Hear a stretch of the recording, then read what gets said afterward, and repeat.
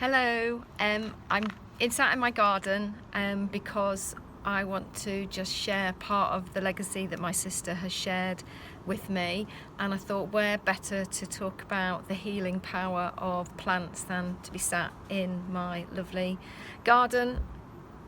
This is who I am. Thank you so much for all the messages that have come through today.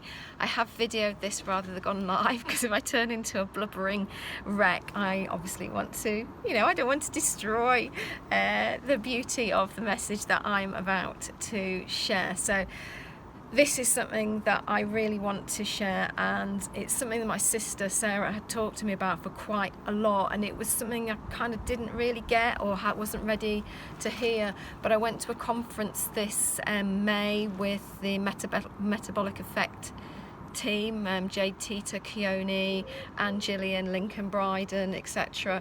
And Keone started to tell this story that I'm about to share with you, and I just burst into tears because it really, for me, was just the epitome of the story that my sister had been trying to tell me, and also maybe for me why my journey has taken the direction that it has, and why I've been so drawn to the juicing, to the raw food, to the essential oils, etc., etc. So I'm going to read it to you, and I hope you enjoy it and it makes as much sense to you as it does to me.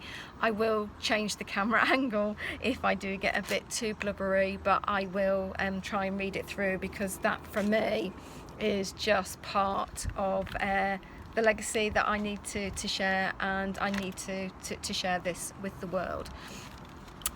So this is from Nuwati Herbals, and it's about the American Indians, and my sister very strongly believed that the American Indians had the secret to healing through the use of natural herbs and plants and medicine, and it was part of her own healing process.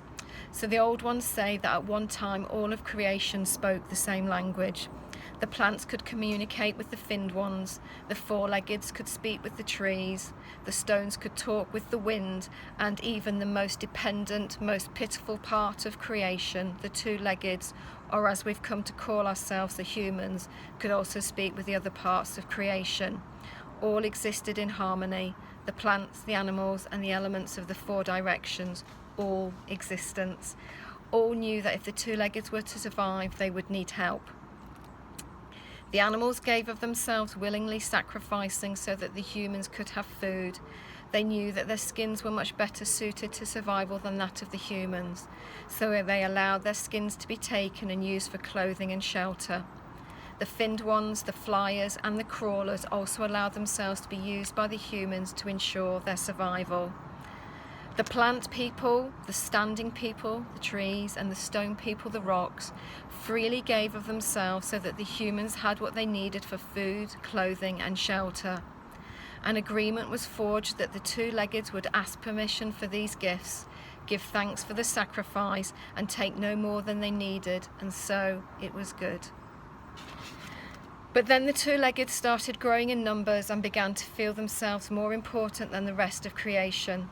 They began to believe that the web of life revolved around them, ignoring the fact that they were just one small part of the circle. The two-leggeds began to kill without asking for permission. They began to take more than they needed. They ceased to give thanks. All parts of the agreement were broken. The great animal councils banded together to determine what they should do to right these wrongs. They needed to protect themselves from destruction and eradication.